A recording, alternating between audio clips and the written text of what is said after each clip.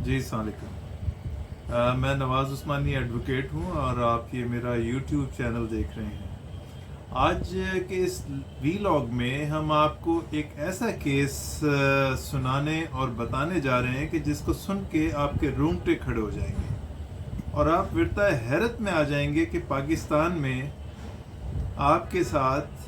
बग़ैर किसी कसूर के क्या क्या हो सकता है, और अगर ये हो सकता है तो कोई इसको पूछने वाला या रोकने वाला नहीं होगा। हम आपको बताएंगे कि पाकिस्तान में बेबस और मजबूरों के साथ किस हद तक बुरा हो सकता है, और यकीनन इसका भी कोई जवाबदेह नहीं होगा। हम आपको ये भी बताएंगे कि अगर आप पैसे वाले हैं और असर व रसूख रखते हैं तो बेफिक्र रहिए, यहाँ आपका कोई कुछ बिगाड़ने वाला नहीं होगा। हम आपको ये भी बताएंगे कि ज़्यादती चाहे वो किसी भी किस्म की हो, इसमें पुलिस और कोर्ट्स क्या किरदार अदा कर सकती हैं पाकिस्तान में। हम आपको ये भी बताएंगे कि आपके और हमारे हीरो मोहतरम कायद आज़म मोहम्मद अली जिन्ना का एक मकबरा जो कि मज़ार कायद के नाम से सेंटर ऑफ द कराची में वाक़ है, पाकिस्तान की सबसे महफूज तरीन जगह होनी चाहिए ये। लेकिन अफसोसनाक बात यह है कि वहाँ क्या कुछ होता रहा और क्या कुछ होता होगा, इसका हम और आप तसव्वुर ही कर सकते हैं। एक दुख्तर पाकिस्तान लोधरा के किसी गांव से शादी होने के 3 महीने बाद अपने हस्बैंड और अपने वालिद के साथ कराची आती है और कायद आज़म के मज़ार का विज़िट करती है। इसका शौहर उसके साथ जो है वो कायद के मज़ार पे हाज़िरी देता है और वहाँ पे किसी टिकट ख़रीदने की वजह से उसको वापस जाना पड़ता है 600 मीटर दूर, बिल्कुल मेन गेट पे। और जाहिर है कि उसने ये सोचा होगा कि मैं अपनी वाइफ को इतना दूर लेके जाऊं टिकट ख़रीदने के लिए और वापस लेकर आऊं।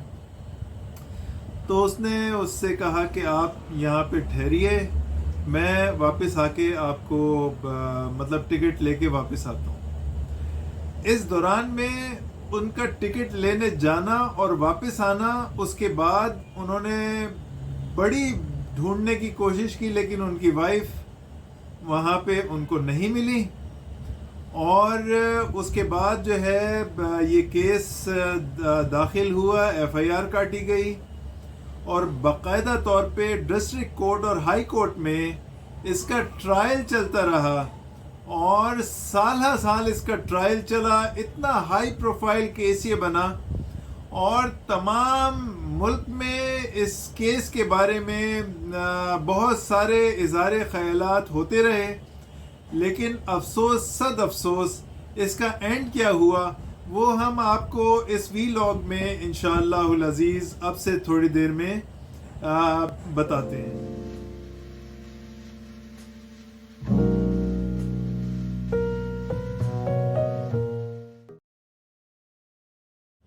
15 मई का जैसा कि ये वाक़या अगवा का हुआ और लड़की को जो है उस गार्ड के रूम में ले जाया गया, 3 दिन तक मुसलसल ज़्यादती होती रही और ये कोई 17 मई की सुबह का वाक़या है कि लड़की को छोड़ दिया गया। लड़की किसी तरीके से नीम बेहोश हालत में मेन गेट पर आई है। वहाँ पे रेंजर्स की एक गाड़ी ड्यूटी पर मौजूद थी, जिससे आके लड़की ने सारा अहवाल बताया। रेंजर्स ने उनको उसके बाद जो है ब्रिगेड थाने मुंतकिल किया, जहाँ पे उनके बयानात हुए और एफआईआर काटी गई। उसके बाद इनको हॉस्पिटल शिफ्ट किया गया, जहाँ पे इनके मुआयने वगैरह हुए, डॉक्टर्स ने जांच पड़ताल की, सैंपल्स कलेक्ट किए गए और सैंपल्स को इस्लामाबाद डीएनए के लिए भेज दिया गया। केस جو ہے چلنا شروع ہوا. اس کے بعد ایگزامینیشن ہوئی. سارے جو امپلائیز تھے قائد کے مزار کے ان کو ایک لائن میں کھڑا کیا اور ان کو لڑکی کو کہا گیا کہ ان میں سے جو زیادتی کرنے والے لوگ ہیں ان کو پہچانیے. تو ان میں سے ایک جناب Khadim Hussain assistant security manager تھے. ان کو لڑکی نے موقع پہ پہچان لیا اور ان کو ظاہر ہے کہ پولیس کسٹڈی میں لے لیا گیا. اور ڈی این اے رپورٹس آنے کے بعد یہ انکشاف ہوا کہ عارف انصاری جو کہ ریزیڈنٹ انجینئر کے اسسٹنٹ تھے وہ بھی انوالو تھے اس میں, اور راجہ محمد عارف جو کہ اکاؤنٹنٹ تھے وہ بھی اس میں انوالو تھے. چند اور لوگ بھی اس پورے معاملے میں انوالو تھے, لیکن ڈی این اے رپورٹس تو آئی تھیں لیکن وہ جو ہے ایبسکونڈر تھے جن کو تلاش نہیں کیا جا سکا. ڈی این اے رپورٹس میں ڈی این اے رپورٹس انتہائی ہوش ربا قسم کی ڈی این اے رپورٹس تھیں, اور ان 3 لوگوں کے علاوہ اور 5 لوگوں کے علاوہ جو کہ یہاں پہ مسلسل جو ہے اس مخصوص لڑکی کے ساتھ جو لودھرا سے آئی ہوئی تھی اس کے ساتھ زیادتی کرتے رہے. اس کے علاوہ بھی ایسے بے شمار ڈی این ایز آئے جو کہ دوسرے کیسز تھے اور وہاں پہ جو کہ مسلسل جو ہے روا رکھے جا رہے تھے. آپ کو یاد ہوگا کہ اس پورے معاملے میں ایک اور کیس بھی منظر پہ آ چکا ہے جس میں کہ یہی وہ ہے کمرہ ہے جس کو کہ مختلف کپلز کو کرائے پہ دیا جاتا رہا تھا. یہ بھی کافی مشہور ہوا واقعہ اور کافی اس میں جو ہے ڈیبیٹ ہوتی رہی. اور لیکن یہ ہے کہ ظاہر ہے کہ چونکہ با اثر لوگ ہیں اس وجہ سے جو معاملہ آتا ہے وہ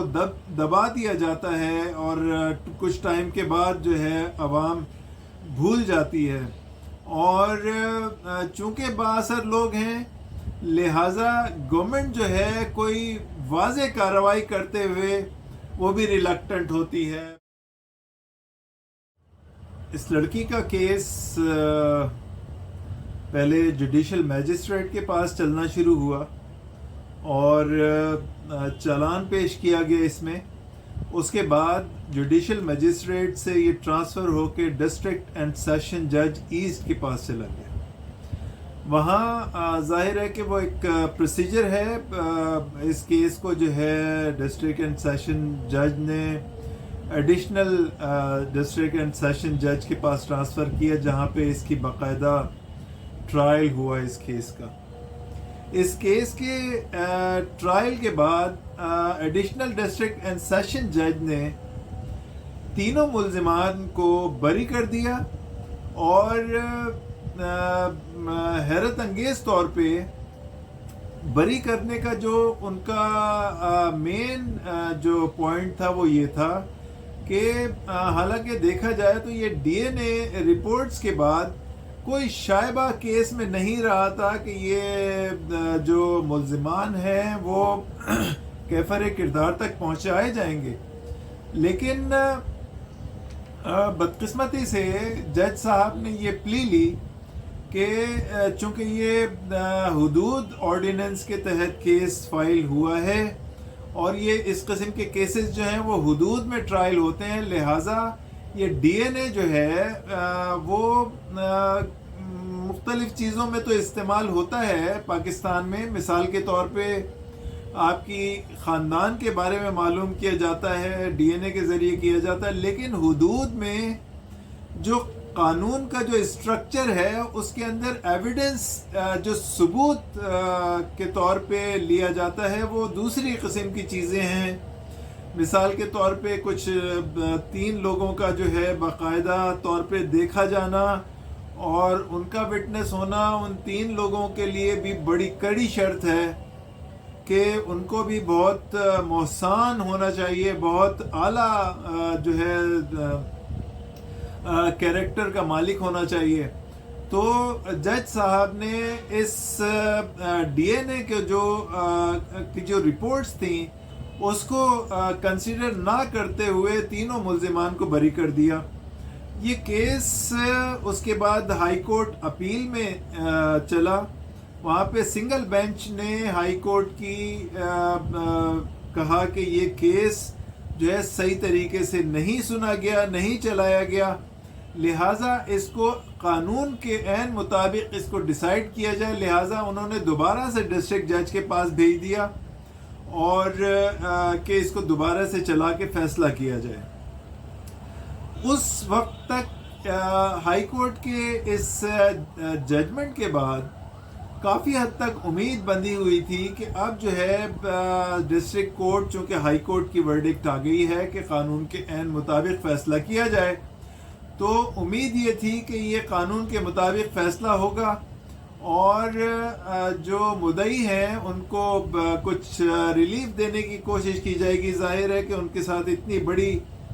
زیادتی ہوئی اور یہ پورا معاملہ جو ہے اٹھا ہے، اور ایسے کتنے ہی معاملات اٹھتے رہتے ہیں، لیکن یہ ایسا معاملہ اٹھا تھا کہ چونکہ یہ بہت ہی سینسٹیو ایریا میں یہ سارا کچھ ہوا تھا، اس وجہ سے یہ بہت ہی زیادہ ہائی پروفائل کیس کے طور پہ لیا گیا.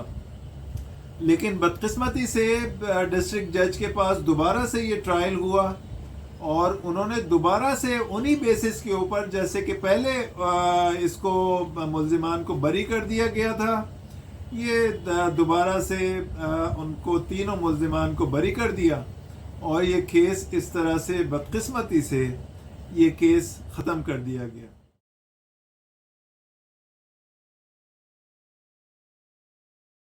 اس کیس کے اختتام پہ یہ 3 باتیں خاص طور پہ پاکستانیوں کے لیے اور یہاں کے حل و عقد کے لیے سوچنے سمجھنے کا مواد پرووائڈ کرتی ہیں. نمبر 1 کہ یہ کیس ایک غریب اور شریف بنت ہوا کے ساتھ پیش آیا، اور یہاں پاکستان میں شریفوں اور غریبوں کے ساتھ اس کا مطلب یہ ہے کہ یہ ہوتا رہے گا. یہ یقیناً کوئی ایسی چیز نہیں تھی کہ اس کے بعد کوئی ڈیٹرنٹ کے طور پہ اس کو لیا جاتا، اور چونکہ یہ بہت زیادہ قائد کے مزار میں یہ واقعہ ہوا تھا تو بہت زیادہ سینسٹیو ایریا ہے وہ، اور نہ صرف یہ کہ کراچی کے لیے بلکہ یہ پورے پاکستان کے لیے بہت زیادہ سینسٹیو ہے. لہٰذا اس کو ایک ٹیسٹ کیس کے طور پہ لیا جاتا اور اس کو ڈٹر آنے والی جو وہ ہیں کلپریٹس ہیں ان کے لیے ایک ڈیٹرنٹ کے طور پہ اس کو لیا جاتا کہ آگے کسی کی ہمت نہ ہوتی کہ اس قسم کی ایسی جگہ پہ مطلب اس قسم کی کوئی حرکت کر سکے. نمبر 2 اس میں جو سوچنے سمجھنے کے لیے مواد مہیا کیا گیا ہے وہ یہ ہے کہ چونکہ قائد اعظم مزار قائد کی جو سیکیورٹی ہے وہ ہائی پروفائل سیکیورٹی ہے اور وہ ہائی اپ فورسز کے ہاتھوں میں ہے، یعنی وہ ایسا نہیں ہے کہ وہ پولیس کے حوالے کر دی گئی ہے، بلکہ جو پاکستان کی جو ٹاپ فورسز 3 فورسز ہیں ان کے ہاتھ میں یہ سیکیورٹی ہے. اور یہ یقیناً یہ بڑی افسوسناک سچویشن ہے اور بہت کچھ اس میں سوچنے کے لیے اور سمجھنے کے لیے اور کرنے کے لیے موجود ہے کہ ہائی پروفائل سیکیورٹی کے ہوتے ہوئے ان کی ناک کے نیچے اگر یہ ایسا سب کچھ کیا جا رہا ہے، یقیناً یہ ایسا سب کچھ جو ہو رہا ہے وہ وہ ڈھکی چھپی ہرگز نہیں رہ سکتی، وہ انفارمیشن سب کو پہلے سے موجود ہوگی. لیکن اس کی اگنورنس کی جا رہی تھی، اور یہاں تک یہ معاملہ ہوا کہ کسی کو اغوا کر کے باقاعدہ طور پہ اس طرح سے کیا گیا. تو یہ یقیناً نہ صرف یہ کہ ہم سب کے لیے اور کرتا دھرتا لوگوں کے لیے یہ ایک شرم کا مقام ہے، بلکہ فورسز کے لیے بھی یہ سوچنے سمجھنے کی کا مقام ہے کہ ایسا ہرگز نہیں ہونا چاہیے، چونکہ ان کے پروفائل پہ ان کیسز سے فرق پڑ سکتا ہے. تیسری جو کہ سوچنے سمجھنے کی کا مواد پرووائڈ کرتی ہے، وہ چیز یہ ہے کہ اس ملک میں جیسا کہ قوانین کے بارے میں آپ کو پتہ ہے کہ مختلف طریقوں سے قوانین جو ہیں مرج کیے گئے ہیں. تو ضیاء الحق کے جناب جنرل ضیاء الحق کے دور میں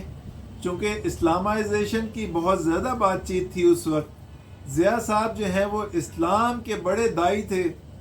تو انہوں نے جو ہے یہ حدود آرڈیننس انہوں نے پروملگیٹ کیا تھا، اور حدود آرڈیننس جو ہے وہ یقیناً وہ قرآن اور سنت کے حوالے سے ہے، اور اس میں جو ساری چیزیں ضروری ہیں ان کیسز میں وہ ساری اس میں انپٹ کی گئی تھیں اور اس کو نافذ کیا گیا تھا. لیکن یہاں تک تو ٹھیک ہے کہ نافذ کیا گیا تھا، لیکن پاکستان کے لیے اس میں جو خرابی پیش آئی وہ یہ آئی کہ کرمنل کیسز جو ٹرائل ہوتے ہیں وہ چونکہ ہمارے کرمنل پروسیجر کوڈ کے تحت ہوتی ہیں، جس میں جو کہ انگریزوں نے بنایا ہوا قانون ہے، جس میں سمپل ایویڈنس وغیرہ چلائے جاتے ہیں. تو یہ جو حدود آرڈیننس تھا یہ ٹوٹلی چینج ایک قانون تھا، اور اس میں جو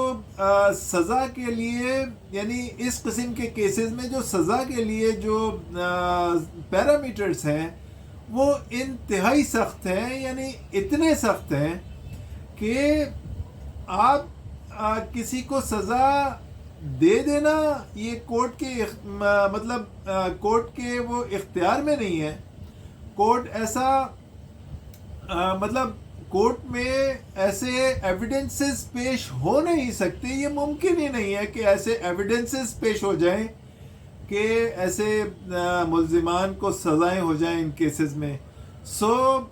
یہ بڑا المیہ ہے پاکستان کے لیے، اور اس پورے معاملے کو یعنی یہ جو فلاز ہیں جو قوانین میں جو ہیں ان کو جو ابھی تک جو ہے اس طرح سے پینڈنگ رکھا گیا ہے، یا ایک دوسرے سے متصادم جو قوانین ہیں ان کو ابھی تک جو ہے پرولونگ کیا گیا ہے. یقیناً یہ گورنمنٹس آف پاکستان کی ناکامی بھی ہے، اور ان کی سیریسنس کے اوپر ایک بہت بڑا سوال ہے کہ پاکستان کو وہ کس طرح سے لے کے چلتے ہیں کہ یہاں پہ صرف اور صرف یعنی ڈی این اے کا ایویڈنس جو ہے وہ ایک بہت ہی کوئی ہائی پروفائل ایویڈنس ہے، اور اس کے ہوتے ہوئے کسی اور چیز کی ضرورت ہی نہیں ہونی چاہیے. لیکن افسوسناک صورتحال یہ ہے کہ اس ایویڈنس کو ہی ریجیکٹ کر دیا گیا اور کر دیا جاتا ہے کورٹس میں. تو یقیناً یہ بدقسمتی ہے، یہ پاکستان کی بدقسمتی ہے، اور جب تک کہ انصاف مہیا نہیں ہوگا، کورٹس جو ہیں وہ انصاف نہیں کر پائیں گے، چاہے وہ کسی بھی وجہ سے ہو یہ کیس کا ریجیکشن، جب تک کہ ظاہر ہے کہ ملک میں امن قائم نہیں ہو سکتا، یہاں پہ خوشحالی نہیں آ سکتی. اگر کوئی یہ سوچتا ہے کہ اگر کوئی سیریس ہے، کوئی ایسا لیڈر جو کہ پاکستان میں واقعتاً کام کرنا چاہتا ہے، تو اس کو سب سے پہلے ایجوکیشن اور جوڈیشل سسٹم کو صحیح کرنا ہوگا. without the rectification of judicial system, one cannot even think to become a better Pakistan. تو بہت شکریہ آپ نے اتنا ٹائم اسپیئر کیا، اور یہ ویلاگ آپ نے اب تک جو ہے وہ دیکھا ہے، لیکن اس کے اندر، اس ویلاگ کے اندر بہت سارے سوالات ہیں جو ہمیں سوچنے ہیں، اور انشاءاللہ العزیز اس پاکستان کو آگے لے کے جانا ہے، تو یہ سارے معاملات بھی حل کرنے ہیں۔ بہت شکریہ آپ کا، خدا حافظ۔